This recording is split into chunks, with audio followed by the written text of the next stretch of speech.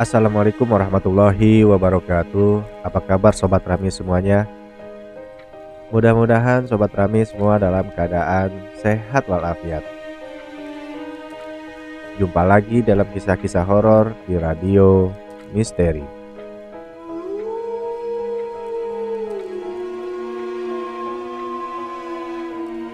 Pada episode kali ini, saya akan menceritakan sebuah kisah tentang korban kecelakaan yang jasadnya tiba-tiba menghilang. Padahal peristiwa itu benar terjadi dan ada bekas pada mobil yang menabraknya.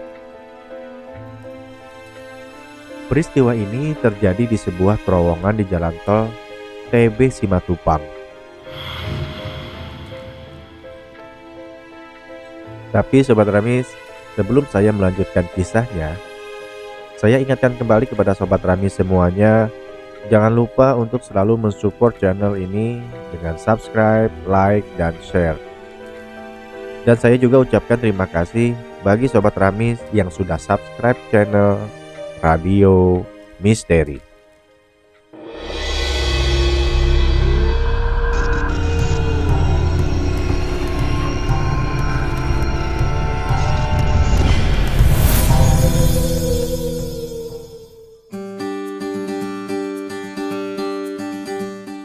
Peristiwa ini terjadi pada tahun 2005 yang lalu. Saat itu, Herman yang masih bekerja sebagai supir pada sebuah perusahaan media hiburan televisi melajukan kendaraannya dengan kencang.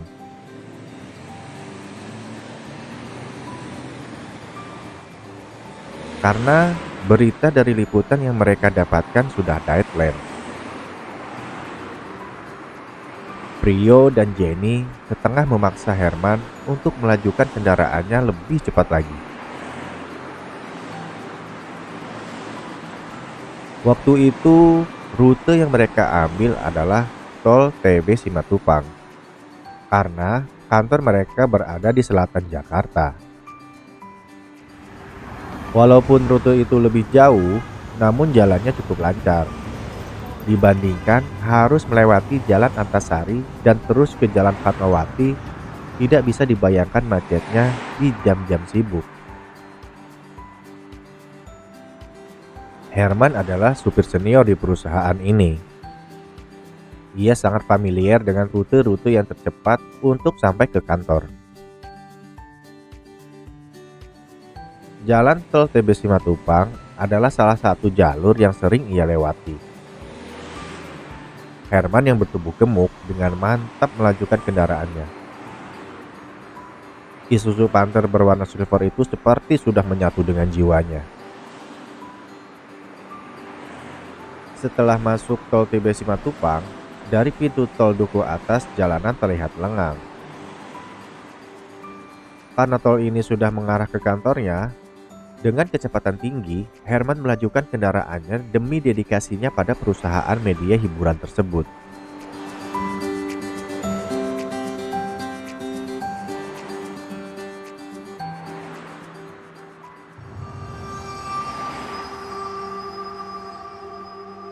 Nah, Sobat Ramis, saat kendaraan mereka melintasi daerah Pasar Rebo, jalanan relatif sepi. Padahal waktu itu jam menunjukkan pukul 9 malam. Di jalur tol ini terdapat beberapa terowongan. Dan dari beberapa terowongan itu, ada satu terowongan yang relatif panjang. Lokasinya berada di dekat Rumah Sakit Pasar Rebo, Jakarta. Dalam kecepatan tinggi, Herman yang hendak melewati terowongan panjang itu melihat seorang kakek-kakek berada di pinggir tol dan berusaha menyeberangi jalan tol tersebut. Padahal posisi jalan tol ini berada di bawah jalan yang lama. Dan kakek itu tiba-tiba meloncati pagar dan menuruni tebing yang ditumbuhi rumput. Nah, pas di pinggir jalan tol, sang kakek berhenti dan melihat ke kiri dan ke kanan, memastikan jalanan itu aman untuk diseberangi. Dari jalur yang mengarah ke kampung rambutan, kakek itu berlari menyeberangi tol karena keadaan cukup sepi. Setelah sampai di median jalan, kakek tersebut tidak berhenti untuk memastikan jalur selanjutnya yang akan dia seberangi, yaitu jalur dari kampung rambutan menuju ke arah Pondok Indah. Kakek itu malah langsung berjalan menyeberangi jalur selanjutnya. Nah, Herman yang sedang dalam kecepatan tinggi tidak dapat mengendalikan kendaraannya, sehingga si kakek itu tertabrak. Posisi si kakek tepat berada di tengah-tengah badan mobilnya Herman. Herman spontan langsung mengerem mobilnya, yang menyebabkan jejak ban di jalanan itu cukup panjang.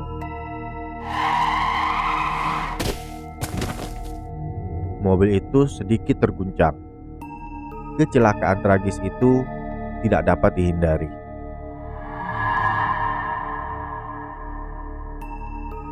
Prio dan Jenny berteriak histeris mendengar suara benturan mobil yang menabrak si kakek.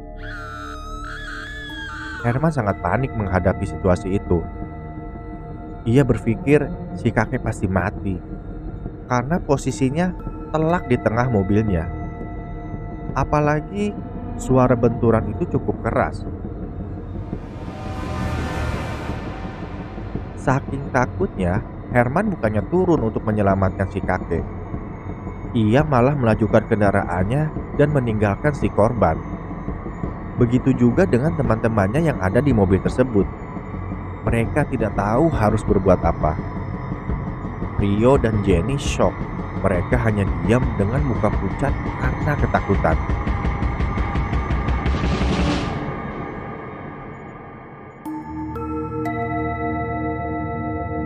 Jarak dari TKP ke kantor mereka di Fatmawati cukup jauh.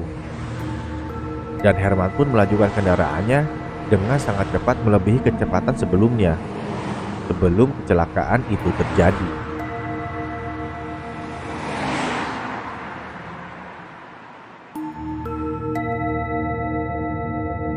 Sampai di kantor, Herman dengan gemetar melaporkan kejadian yang menimpanya kepada atasannya. Dan atasannya berusaha tenang agar Herman tidak semakin panik. Bos, tolongin saya bos. Saya habis nabrak orang, ucap Herman dengan suara bergetar. Gimana? Nabrak apa? Jawab si bos dengan tenangnya. Itu bos, di depan terowongan tol dekat rumah sakit Pasar Rebo bos, jawab Herman. Oh, ya udah duduk dulu situ, jawab si bos. Nah, Sobat Ramis, hebatnya si bos, ia tidak panik sama sekali mendengar anak buahnya habis nabrak orang. Si bos lalu masuk ke ruangannya dan terlihat sedang menghubungi seseorang lewat handphonenya. Tak lama kemudian, ia mengajak Herman memeriksa kendaraan yang baru saja menabrak tersebut. Dengan diterangi lampu dari handphone, si bos dan Herman memeriksa bagian depan mobil itu dan memang mendapati bumper dan kap mesin ada lekukan ke dalam, menandakan memang baru saja terjadi benturan yang cukup keras. Prio dan teman-temannya yang lain tampak berkerumun menyaksikan si bos memeriksa mobil Herman. Namun anehnya, di bagian bumper dan kap mesin yang penyok itu tidak ada bercak darah. Si bos nampak memperhatikan bumper mobil yang penyok itu sambil meraba-raba. Entah apa yang ada dalam pikirannya. Dan setelah itu si bos menyuruh Herman dan beberapa orang untuk bersiap-siap pergi. Sebagai wujud tanggung jawab perusahaan, si bos, Herman, dan beberapa karyawan berangkat untuk mendatangi TKP. Mereka menyusuri jalanan tol sambil memperhatikan kalau ada korban di jalanan atau tepi jalan tol.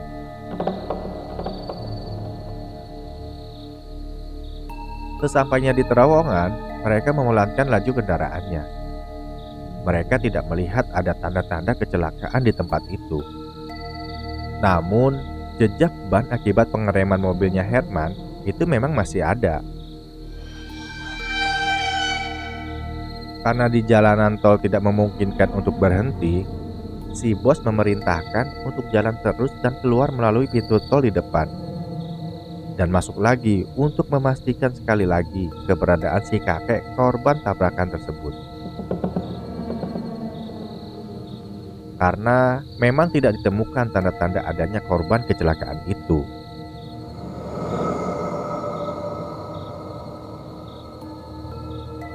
Si bos menyarankan untuk mendatangi kantor Jasa Marga sebagai otoritas pengelolaan jalan tol. Singkat cerita, mereka lalu mendatangi kantor Jasa Marga yang ada di daerah Taman Mini. Si bos menanyakan perihal peristiwa yang baru saja dialami oleh anak buahnya itu. Pihak Jasa Marga mengatakan bahwa tidak ada insiden kecelakaan di dekat terowongan Pasar Rebo. Dan juga tidak mendapat laporan kalau di situ terjadi kecelakaan. Mendengar jawaban dari pihak Jasa Marga, Herman dan si bos jadi bingung. Mereka pun akhirnya berembuk untuk menentukan langkah selanjutnya. Akhirnya si bos memutuskan untuk menyisir daerah Pasar Rebo melalui jalan arteri. Si bos menyuruh untuk memeriksa rumah sakit Pasar Rebo dan klinik-klinik yang ada di sekitar TKP. Di rumah sakit Pasar Rebo mereka mendatangi ruang UGD karena memang biasanya korban-korban kecelakaan akan dilarikan ke tempat itu. Di ruang UGD mereka menanyakan pada petugas piket yang bertugas malam itu. Dan perawat yang piket malam itu pun mengatakan kalau mereka tidak menangani korban kecelakaan lalu lintas malam itu. Herman dan si bos malah semakin pusing lagi. Kamu benar habis nabrak orang, Man? Tanya si bos memastikan lagi pada Herman. Lah, benar bos. Prio dan Jenny juga menyaksikan kejadian itu, bos. Jawab Herman. Ya udah, coba kita cari lagi di klinik-klinik dekat sini deh. Siapa tahu korbannya dibawa ke sana. Perintah si bos. Mereka lalu mencari dan mendatangi klinik-klinik yang ada di dekat TKP. Dan hasilnya sama saja, mereka tidak menangani korban kecelakaan. Dan ternyata jam sudah menunjukkan tengah malam. Dan akhirnya si bos memutuskan untuk kembali lagi ke kantor.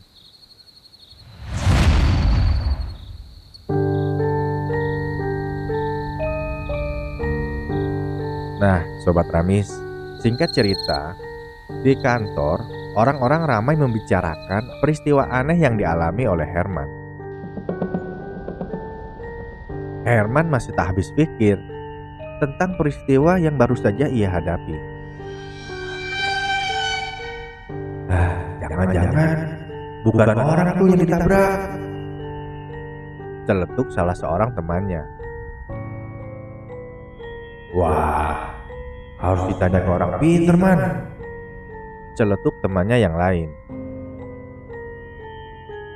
Herman sendiri yang terlihat masih shock, ia hanya bisa duduk sambil memandangi bagian depan mobilnya yang penyok. Ia juga membayangkan bagaimana kejadian tadi berlangsung. Ini kejadian nyata, tapi korbannya tidak ada. Dengan langkah lesu, ia berjalan ke mes, tempat karyawan yang lokasinya berada di belakang kantor. Ia merebahkan diri sambil matanya menerawang jauh tak jelas arahnya. Ia tak dapat memejamkan matanya, padahal tubuhnya sudah sangat capek. Lalu ia memutuskan untuk pulang ke rumahnya di daerah Gas Alam Cibubur. Dengan harapan mungkin di rumahnya ia bisa istirahat dengan tenang. Sampai di rumahnya, Herman menceritakan pengalaman yang baru saja ia alami pada keluarganya. Lalu orang tuanya menyarankan untuk menanyakan kejadian tersebut pada orang yang lebih paham. Karena ini kejadian yang tidak biasa.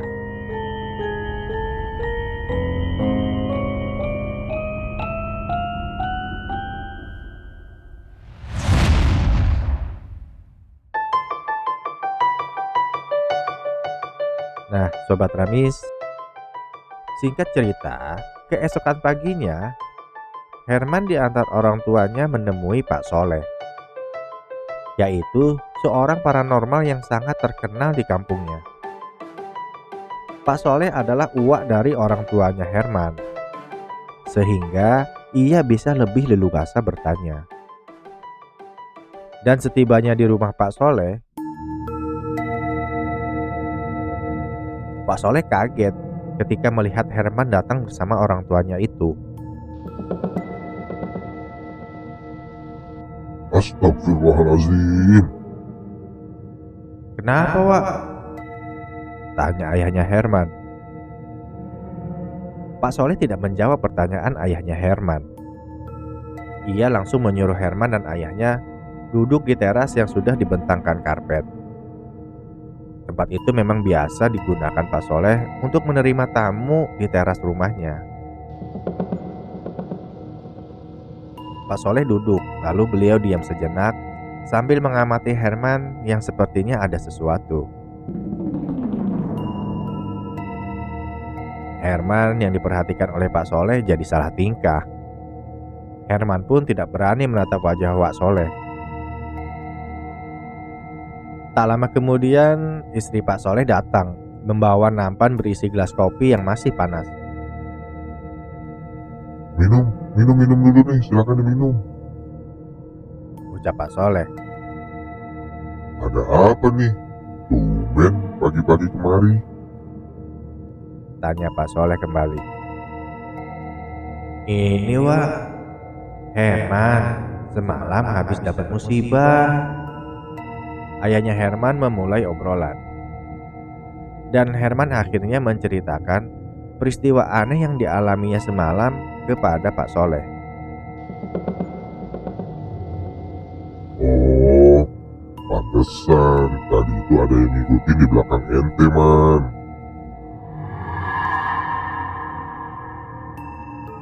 Mendengar ucapan Pak Soleh, Herman tiba-tiba langsung merinding.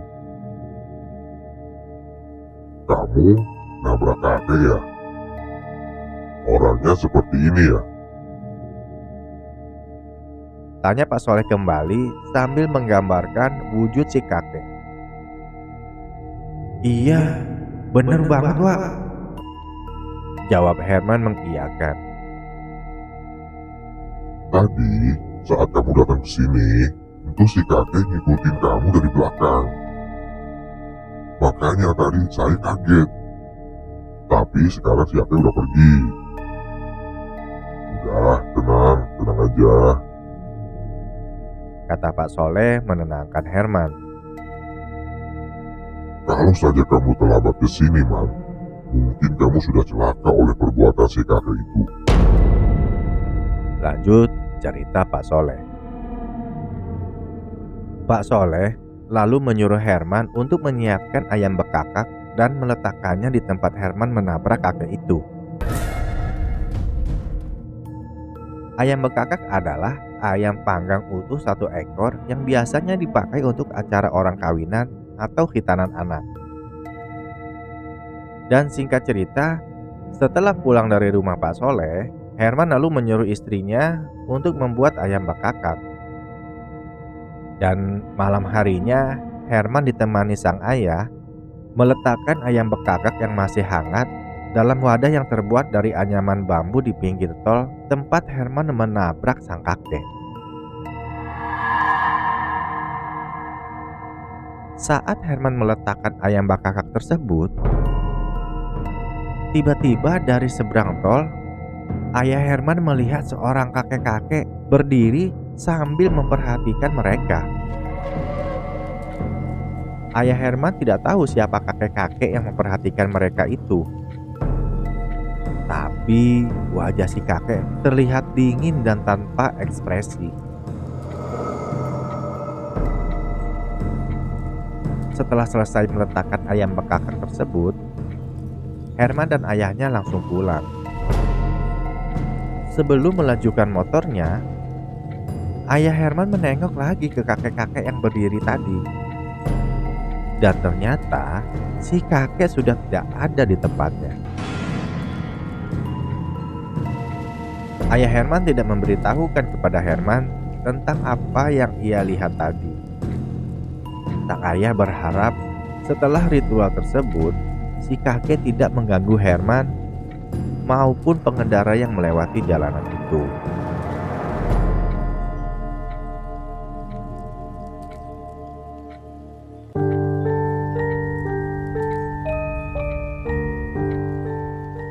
Nah, Sobat Ramis, demikianlah kisah tentang Herman yang menabrak kakek-kakek misterius di depan terowongan jalan tol.